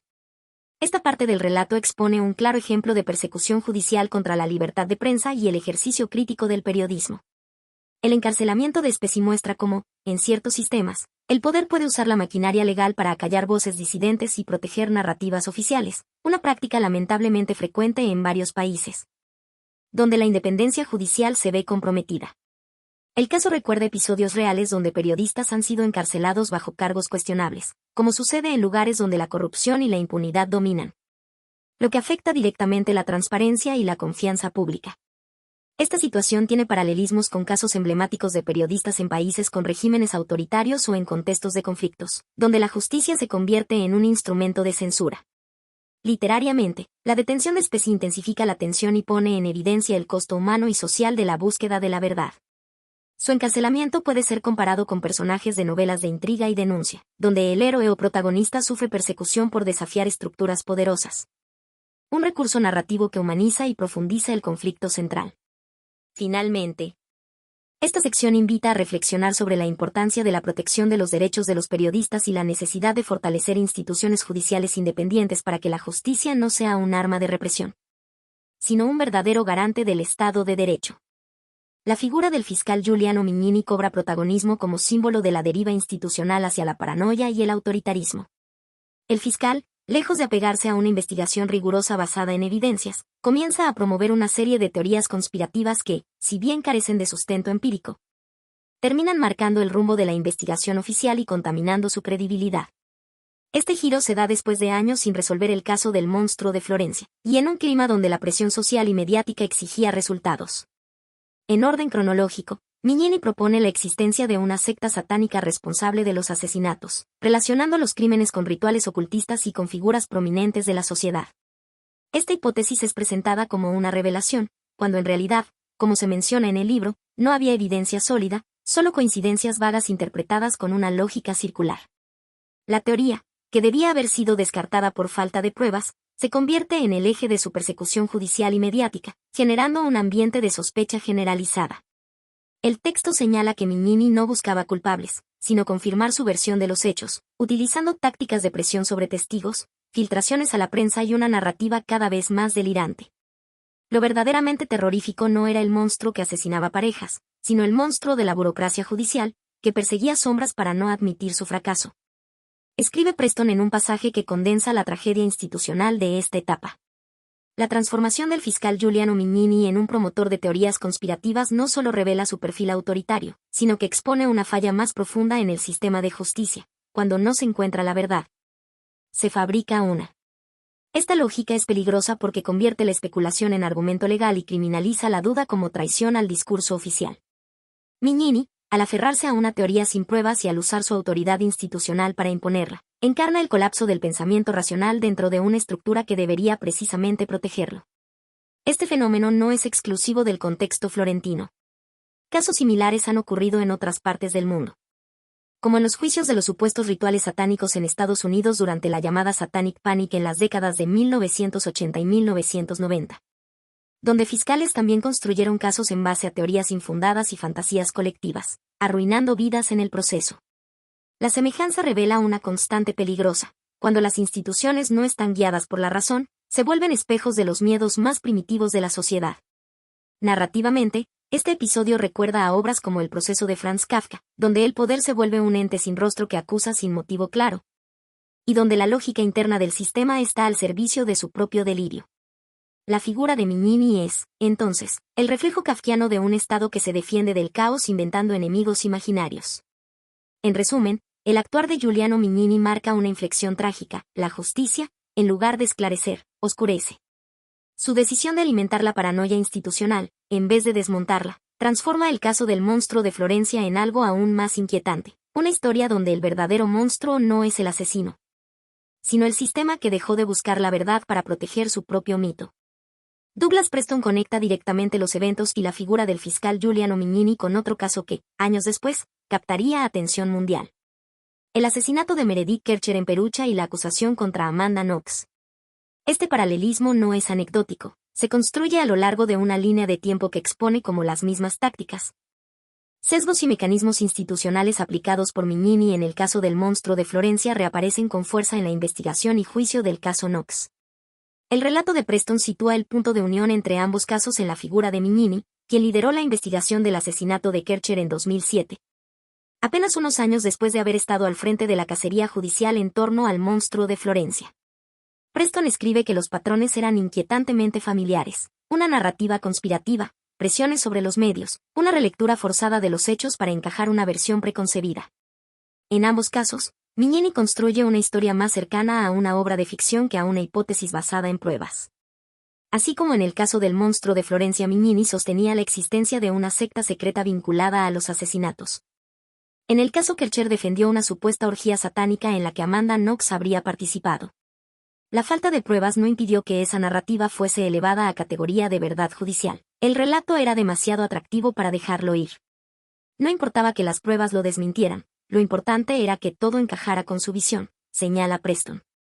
Este paralelismo no es presentado por el autor como simple coincidencia, sino como evidencia de un patrón institucional en el actuar del fiscal: uso del miedo moral, manipulación mediática, ignorancia de las pruebas materiales, y una obstinación casi mesiánica por imponer su interpretación de los hechos. Preston escribe con ironía amarga: la lógica había sido reemplazada por el dogma, y el proceso judicial por el rito inquisitorial. El paralelismo entre el caso del monstruo de Florencia y el de Meredith Kercher no solo resalta los excesos de un fiscal concreto, sino que denuncia la forma en que un sistema judicial puede volverse víctima de su propia narrativa. Cuando un fiscal como Mignini repite patrones, teorías conspirativas, satanismo, juicios sin pruebas contundentes, y estos se reproducen en distintos casos, lo que se revela no es solo un individuo problemático, sino un sistema institucional que tolera y legitima esos abusos. La figura de Amanda Knox, una estudiante estadounidense convertida en villana por la prensa sensacionalista y por las interpretaciones de Mignini, se vuelve un espejo de lo que pudo pasar también con inocentes atrapados en el caso florentino. Preston no lo dice explícitamente, pero el lector percibe la resonancia: la víctima no es solo la asesinada, sino también quien es atrapado por una historia fabricada. Este tipo de fabricación judicial recuerda mucho a libros como A Sangre Fría de Truman Capote, donde también se retrata cómo la narrativa pública muchas veces cobra más importancia que la realidad forense.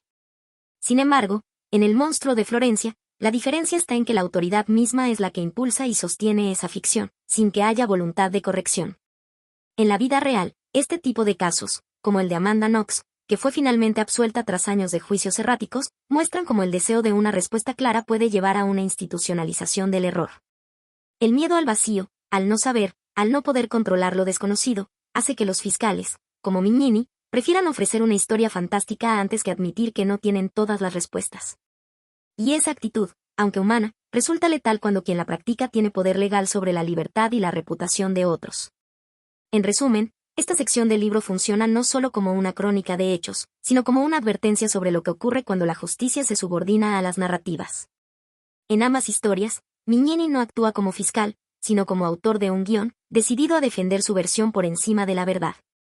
A medida que Douglas Preston avanza en la narración, la figura del fiscal Giuliano Mignini se vuelve cada vez más protagonista en el deterioro del aparato judicial. Lo que empieza como una investigación formal se transforma en un escenario dominado por interpretaciones simbólicas, delirantes y desligadas de los hechos probatorios. Preston documenta con precisión cómo, a partir de los años 2000, Mignini comienza a imponer un estilo de indagación profundamente marcado por su obsesión con encontrar sentidos ocultos y estructuras rituales detrás de los crímenes, especialmente en el caso del monstruo de Florencia. Uno de los momentos más representativos de esta transformación se da cuando Mignini presenta como eje de la teoría acusatoria la existencia de una secta esotérica, una logia masónica desviada. Según palabras del propio fiscal, que estaría detrás de los asesinatos, basando su argumentación en lo que él percibe como símbolos rituales presentes en las escenas del crimen. El problema, según Preston, es que tales símbolos no estaban allí, sino que eran proyectados por el fiscal sobre elementos comunes, como la ubicación del cuerpo o la dirección de los disparos. Preston describe que la justicia italiana, bajo la conducción de Mignini, deja de ser un proceso racional para convertirse en una liturgia persecutoria, donde el acusado es un actor que debe encajar en una narrativa de mal absoluto. La lógica deja paso al mito, y los expedientes judiciales se llenan de interpretaciones esotéricas y delirantes, como si fueran parte de un texto ocultista. En palabras del autor, la investigación ya no buscaba pruebas, buscaba símbolos. Ya no se intentaba descubrir la verdad, sino encajar piezas dentro de una historia preestablecida. Este delirio institucional alcanza su clímax cuando se criminalizan incluso las dudas, y todo aquel que no acepta la versión oficial es considerado cómplice. Preston explica cómo las teorías de Mignini eran tan frágiles como llamativas, pero ganaban poder porque estaban sostenidas por un aparato judicial dispuesto a sostener la ficción antes que desarmarla. De este modo, la fiscalía actúa como si estuviera persiguiendo un aquelarre más que investigando homicidios, y todo se reduce a una lucha entre el bien y el mal, al margen de la evidencia forense. Este episodio del libro revela con fuerza cómo la institución judicial puede transformarse en una maquinaria de simbolismo desbocado cuando se pierde el anclaje en la lógica probatoria. La justicia, en manos de Mignini, se convierte en una narrativa mística, donde los indicios son tratados como augurios y los acusados como avatares del mal. Este fenómeno recuerda al concepto de teatro judicial descrito por Franz Kafka en El proceso, donde el juicio no es un medio para descubrir la verdad, sino una representación simbólica cuyo final ya está escrito. En el mundo real, este tipo de desviaciones no son inéditas. En múltiples dictaduras o regímenes autoritarios, como en la Unión Soviética bajo Stalin o incluso en procesos de brujería medievales, los juicios se convirtieron en espacios rituales donde el veredicto precedía a la prueba. En ese sentido, Mignini no es simplemente un fiscal con exceso de celo, sino una figura representativa del riesgo sistémico que implica cuando el poder judicial se desliza hacia el dogma. La insistencia en encontrar símbolos ocultos donde no los hay puede parecer absurda, pero resulta funcional para construir una narrativa que refuerce el control institucional. Lo que Douglas Preston muestra es que este desvío no surge de la ignorancia, sino de una voluntad consciente por imponer una verdad oficial. Así, la paranoia se convierte en doctrina, y la justicia, como advierte el autor, ya no opera en el terreno de la razón, sino en el de la mitología. Este tipo de proceso puede compararse también con el de El nombre de la rosa de Umberto Eco, donde el conocimiento oculto es perseguido y castigado, no por lo que contiene, sino por lo que representa. En ambos casos, se denuncia un sistema donde el símbolo pesa más que el dato, y el juicio se convierte en un instrumento para sostener una visión del mundo, aunque ésta sea errada. Durante los años posteriores a su implicación en la investigación del monstruo de Florencia, Douglas Preston describe cómo la figura del fiscal Giuliano Mignini se torna central no por el avance del caso, sino por su escalada hacia una actitud defensiva, cerrada y autoritaria frente a cualquier tipo de cuestionamiento. La institucionalidad que representa empieza a actuar no como una entidad orientada a esclarecer hechos, sino como una estructura blindada, reaccionaria y obsesionada con mantener el control de su narrativa, aun cuando eso implique tergiversar los hechos o perseguir voces disidentes. A lo largo de estos años, la Fiscalía, bajo la dirección de Mignini, empieza a reinterpretar la crítica como subversión. Quienes formulan preguntas incómodas no son considerados colaboradores útiles, sino amenazas que deben ser neutralizadas. Preston apunta que el sistema judicial italiano se tornó hipersensible y frágil ante la crítica, y en lugar de rectificar errores, reaccionaba con acusaciones. Esta lógica se concreta cuando periodistas como Mario Spezio e incluso el propio autor comienzan a ser tratados como cómplices de encubrimientos o integrantes de una conspiración. En una línea de tiempo aproximada, a partir del año 2004, los fiscales abandonan casi por completo la idea de que hay que encontrar al verdadero asesino y centran sus esfuerzos en preservar la legitimidad de la fiscalía. Comienza entonces una etapa donde la investigación se distorsiona, y lo que era una búsqueda de justicia se convierte en una cruzada institucional para castigar a quienes desafían la autoridad del Estado. Un ejemplo claro es la vigilancia que sufre Specie, quien es investigado no por pruebas concretas sino por su insistencia en cuestionar las decisiones del Ministerio Público. Preston lo resume así: era como si hubiéramos despertado en un país donde el poder no se ejerce para proteger, sino para imponer. Donde el Estado se comporta como una bestia herida que ataca a cualquiera que le muestre el espejo. El miedo institucional al error genera una narrativa oficial que se convierte en dogma, y el fiscal, en lugar de servidor de la ley, asume el rol de guardián del relato. Este tramo del libro retrata con inquietante precisión el fenómeno de cierre institucional frente a la crítica, algo que no es exclusivo del sistema judicial italiano. En muchos estados modernos, cuando se cuestiona el accionar de una entidad de poder, sea la fiscalía, la policía o el ejército, la respuesta no es introspectiva, sino persecutoria. Douglas Preston no solo documenta este proceso, sino que lo vive en carne propia. Y su testimonio revela cómo una estructura burocrática puede volverse tóxica cuando su principal prioridad deja de ser la justicia y pasa a ser la autopreservación. Este comportamiento tiene un antecedente literario claro en 1984 de George Orwell, donde el Estado totalitario no castiga a quienes delinquen, sino a quienes dudan de la versión oficial. El crimen no es matar, sino pensar diferente. Del mismo modo, en El monstruo de Florencia, el pensamiento crítico es criminalizado y se convierte en una amenaza para la estabilidad simbólica del poder. También es posible trazar un paralelo con hechos históricos. Por ejemplo, los procesos judiciales durante el macartismo en Estados Unidos, donde las acusaciones no se basaban en evidencia, sino en sospechas ideológicas. En ambos casos, tanto en la vida real como en el libro, la lógica persecutoria no surge de una mente psicótica individual, sino de una institución que ha perdido la autocrítica y el principio de proporcionalidad. Finalmente, esta parte del relato nos invita a reflexionar sobre cómo el poder, cuando se siente cuestionado, puede caer en espirales autodefensivas tan irracionales como peligrosas. En lugar de aceptar el error, lo entierra bajo nuevas capas de sospecha. Preston retrata esto con claridad no solo para denunciarlo, sino para advertir que cualquier sistema democrático que no respete la disidencia está condenado a repetir este ciclo de paranoia. A lo largo de las décadas que abarca la investigación, desde los primeros asesinatos en 1968 hasta mediados de los años 80, el culpable nunca fue identificado con certeza. Aunque hubo condenas parciales, arrestos temporales y teorías diversas, ninguna condujo a la captura definitiva del monstruo de Florencia. Preston describe que nunca apareció alguien que encajara completamente con el patrón, siempre faltaba una pieza del rompecabezas. Conforme pasan los años, y tras varias condenas revertidas y 2 o 3 sospechosos exonerados, la narrativa pública y oficial empieza a reconocer lo evidente: no hay un veredicto sólido ni cierre definitivo. El resultado es una especie de limbo judicial donde el caso queda eternamente abierto. Preston escribe que el monstruo no tiene rostro, ni nombre, y el expediente judicial está lleno de tachaduras y notas marginales que dicen: se ignora la verdad. El autor detalla que los crímenes, a pesar de haber sido exhaustivamente investigados por la fiscalía y la policía, nunca pudieron vincularse a un solo individuo con las pruebas presentadas. Las múltiples hipótesis, sectas satánicas, bandas localizadas, asesinos en serie, quedaron en el ámbito de la especulación. La ciudad de Florencia se quedó con un miedo sin respuesta, un horror eterno sin un culpable identificado, concluye Preston. La imposibilidad de capturar al verdadero asesino convierte este caso en una de las narraciones más inquietantes del siglo XX, un crimen perfecto que desafió no solo los límites de la época, sino también la lógica investigativa. La ausencia del culpable genera un final abierto, un vacío que la justicia no puede llenar, dejando a la comunidad en un estado de vigilancia perpetua. En la vida real, casos como Jack el Destripador o el asesino del Zodíaco en Estados Unidos tienen estructuras similares: crímenes atroces, sospechosos investigados, hipótesis elaboradas, y al final, nadie detenido con certeza. Este paralelismo subraya que la falta de un rostro culpable puede ser más perturbadora que la certeza del mal. Sin nombre, el asesino puede ser cualquier sombra de la noche. Literariamente, El monstruo sin rostro también encuentra ecos en obras como El silencio de los corderos, donde el asesino es un espectro que se esconde en la maleza psicológica tanto como física. En El monstruo de Florencia, Preston convierte ese vacío en narrativa: el no saber es la verdad más dura. Este desenlace también resalta un tema crucial: la devastación que deja un crimen sin resolver no es solo para las víctimas, sino para toda una sociedad que pierde la confianza en la justicia.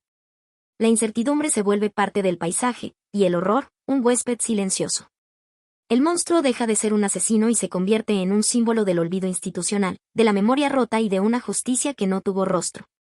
Llega un punto en que Preston y Specie concluyen que las autoridades italianas, bajo la dirección del fiscal Giuliano Mignini, parecen menos interesadas en encontrar al verdadero asesino y más en cerrar el caso de forma simbólica. En el relato, la fiscalía introduce sospechosos que encajan de forma tenue en la teoría oficial, incluso cuando las pruebas son débiles. Preston escribe que se buscaba la figura a la medida de la versión, no la versión a la medida de la evidencia, una frase que ilustra la inversión preocupante del proceso investigativo. Con el paso del tiempo, ya avanzado el siglo XXI, se observa un patrón, se señala a alguien como culpable, se presenta al público, se redacta una acusación, y luego el caso se congela. El autor menciona, se querían pobres chivos expiatorios, no certeza judicial, subrayando la impotencia de una justicia más dispuesta a simbolizar culpabilidad que a demostrarla con certeza. El resultado es que el expediente termina clausurado con acusados, no con culpables confirmados. Se presenta una imagen pública de resolución, pero nunca una sentencia firme e irrefutable. Preston añade, el expediente era una obra inconclusa, con páginas arrancadas y notas al margen que decían, esto se da por concluido por decreto. Preston y Specie denuncian un fenómeno conocido como cierre simbólico, cuando una institución judicial, presionada por la opinión pública o la ineficacia, prefiere entregar una narrativa completa antes que una verdad probada. Este mecanismo se ve en varios sistemas, donde la legitimidad oficial depende más del relato que de las pruebas. En la vida real, casos como algunas investigaciones sobre mafias o redes de corrupción, parcialmente resueltas mediante pactos, ilustran cómo la justicia a veces sacrifica veracidad por imagen. Comparativamente, en Los hombres del presidente se muestra cómo se privilegiaron narrativas, no siempre precisas, para proteger a ciertas figuras políticas. En El monstruo de Florencia, el cierre encierra los temores y exige un final, aunque sea falso. Esta práctica es sustancialmente distinta de una solución basada en pruebas sólidas, es teatro judicial. Esta dinámica también recuerda a novelas de ficción, como El nombre de la rosa de Umberto Eco, donde los juicios tienen más peso simbólico que probatorio, y donde salvaguardar una idea de orden puede prevalecer sobre la búsqueda de justicia. En resumen, esta sección denuncia una perversión del proceso jurídico, la justicia se desvincula de la verdad probatoria y se convierte en instrumento de narrativa y control. El monstruo, sin rostro y sin veredicto, queda encapsulado en un expediente cerrado simbólicamente, pero que sigue siendo un pozo abierto de incertidumbre. Al concluir su investigación, Preston describe un sentimiento que atraviesa toda la historia, el vacío dejado por un mal que nunca fue revelado por completo. Ningún sospechoso reúne todas las piezas, ninguna prueba es concluyente, y el expediente permanece abierto en los márgenes del sistema judicial. Esta ausencia de cierre genera un ambiente perpetuo de incertidumbre. Preston lo resume así, el caso del monstruo nunca fue cerrado, porque no se trata de un final, sino de un abismo que nos mira. Con el paso de los años, la comunidad, los medios y las víctimas conviven con ese miedo no resuelto. No se sabe quién fue, ni por qué actuó, ni si volverá. Preston señala que el silencio es el sonido más fuerte que dejó el monstruo, un vacío que amplifica el terror. Ese vacío simboliza el fracaso de la justicia y la incapacidad del ser humano de cerrar los capítulos traumáticos sin explicaciones válidas. Este apartado del libro confronta una realidad profunda, el horror que se niega a cerrarse. La mente humana necesita orden, narrativas que den sentido a los hechos terribles. Cuando eso no ocurre, queda el miedo latente, la paranoia, y una herida abierta en la memoria colectiva. Sociológicamente, se ha observado que esas lagunas sin resolver generan teorías conspirativas, miedos irracionales y una cultura del rumor. En casos reales como el asesino del Zodíaco o Jack el Destripador, ese miedo sin rostro se convierte en mito. En la literatura, aparece en obras como 100 años de soledad de Gabriel García Márquez, donde el Macondo fantasmagórico surge del fracaso por entender el pasado. En El monstruo de Florencia, Preston y Specie nos recuerdan que a veces el verdadero horror no está en el acto, sino en lo que no se puede comprender ni cerrar. Este vacío judicial y social no solo es un problema legal, sino emocional y cultural. La necesidad humana de cerrar tramas se enfrenta al silencio de lo incomprensible. El resultado es un miedo que se infiltra en la noche, un rumor que persiste en las colinas y un monstruo que sigue sin rostro, pero acechando desde el imaginario. Al cerrar el libro, Preston ofrece una conclusión que no cierra sino que deja abierta la herida. No ha habido justicia, ni resolución, ni redención. A lo largo de las páginas finales, describe una ciudad, Florencia, que ha normalizado la presencia del monstruo en su entorno, conviviendo con un horror sin rostro que sigue allí, aunque no se vea. El autor resume: no hay condena firme, no hay rostro culpable, solo un expediente con polvo y una ciudad que camina de día, recordando la noche. Preston subraya el carácter ambiguo del cierre: el caso se marca como cerrado en documentos, pero los fantasmas no desaparecen. La última línea apenas oculta una confesión: el monstruo vive en la memoria de Florencia. La narrativa abandona al lector en un silencio incómodo, con la certeza de que, aunque el proceso haya terminado, el dolor y la sospecha continúan presentes. Este final abierto refleja un fenómeno psicológico y social profundo: el conocimiento del mal sin cierre alimenta su perpetuidad. La coexistencia de una ciudad con su monstruo no es solo una metáfora literaria, sino una realidad observable en muchas sociedades donde crímenes atroces quedan sin resolver. Y las comunidades aprenden a vivir con su temor silencioso. En la vida real, varios asentamientos han hecho lo mismo: reinterpretaron el horror como historia local. Véase el caso Jack el Destripador en Londres, normalizando lo insoportable mediante el olvido práctico. Literariamente, la idea resuena en 100 años de soledad, donde Macondo convive con espectros hasta que la memoria los borra. La ambigüedad del cierre de Preston es una advertencia: la justicia aparente no basta si no hay verdad, y el monstruo puede desangrar lentamente la confianza en las instituciones. El mensaje es claro y perturbador: en ausencia de justicia real, el mal sobrevive, y la ciudad estará marcada para siempre. Al cerrar el relato, Preston asume una voz más personal y reflexiva. En el epílogo, ofrece una revisión de todo lo acontecido desde 1968 hasta inicios del siglo XXI, subrayando lo que no cambió: el monstruo nunca fue atrapado. La fiscalía acabó simbolizando un cierre artificial, y la ciudad aún convive con un miedo sordo. El autor señala: hemos atravesado décadas de preguntas sin respuesta. El monstruo sigue anónimo, pero su sombra recorre las calles de Florencia. Después hace una reflexión sobre los protagonistas indirectos: las víctimas, cuyas voces se diluyeron en la confusión judicial, los periodistas que fueron tildados de acusadores, y el sistema, que prefirió sellar un expediente antes que buscar la certeza. En sus palabras, en lugar de justicia, ofrecieron narrativas; en lugar de verdad, simbolismos; en lugar de cierre, silencio. La narrativa termina con una meditación sobre la condición humana: vivimos en busca de finales, pero a veces solo hallamos capítulos inconclusos. El epílogo de Preston actúa como un espejo: refleja no solo lo que pasó, sino lo que no llegó a suceder. En él revela la experiencia universal del huésped sin despedida: el monstruo sin rostro no solo dejó víctimas, sino dejó una herida abierta en la ciudad y en la memoria. Sociológicamente, esto resuena con comunidades traumatizadas donde el crimen sin resolver se instala como un silencioso convulsivo cultural. Desde el punto de vista narrativo, el final abierto evoca la estructura de obras como El guardián entre el centeno de Serringe Salinde, donde ninguna lección se impone y el lector queda con sus propias preguntas. En la vida real, suele suceder lo mismo: muchos crímenes, como los de Jack el Destripador, entran en el imaginario colectivo no porque hayan sido resueltos, sino por la capacidad de su misterio para perpetuarse. Preston también ofrece una crítica sutil al sistema judicial y mediático: ambos prefirieron la apariencia de justicia antes que la verdad. En su epílogo detectamos el peligro de las instituciones que valoran el relato sobre las pruebas, el cierre sobre las certezas. Su mensaje final no es una conclusión, sino una advertencia: la justicia que cierra expedientes sin nombrar culpables condena a las sociedades a convivir con sus monstruos sin espejo. El monstruo de Florencia, de Douglas Preston, se erige no solo como un relato apasionante de un crimen real, sino también como una profunda exploración de las tensiones entre verdad, justicia y poder institucional. Más allá de la narración cronológica de asesinatos, investigaciones y conspiraciones, el libro invita a reflexionar sobre la fragilidad de los sistemas judiciales cuando se enfrentan a la complejidad del horror y al misterio insondable que desafía explicaciones simples. Desde una perspectiva teórica, la obra dialoga con el pensamiento de Michel Foucault sobre el poder y la verdad. Foucault sugiere que el poder no solo se ejerce mediante la fuerza sino también a través de la producción y control del discurso oficial. En el caso del monstruo de Florencia, la fiscalía y sus agentes no solo buscan un culpable, sino que construyen una narrativa oficial que busca cerrar el caso, consolidar autoridad y, en cierto modo, controlar el miedo social. Este fenómeno resuena con la crítica Foucaultiana de las instituciones que disciplinan y configuran la realidad social mediante relatos hegemónicos, muchas veces alejados de la realidad tangible.